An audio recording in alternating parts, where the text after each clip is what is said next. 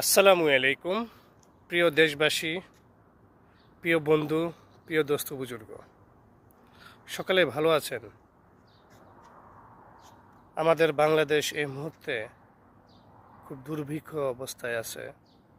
আমাদের বাংলাদেশে আমাদের আত্মীয় স্বজন, আমাদের প্রিয়জন এই মুহূর্তে তারা খুবই দুশ্চিন্তার ভিতরে আছেন।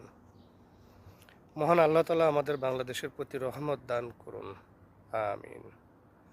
সকলেই আমরা দোয়া করি। আমরা যারা প্রবাসে আছি, বিভিন্ন দেশে আছি, আমরাও ভালো নেই। কারণ প্রিয়জনদের, দেশের মানুষের মায়ায় আমাদের আমাদের ভিতরের আত্মাটা ফেটে যায়। কিছু করার নেই ভাই। এই মুহূর্তে যে দেশে আছেন তার নিজ নিজ স্থান থেকে প্রিয়জনদের জন্য, দেশের জন্য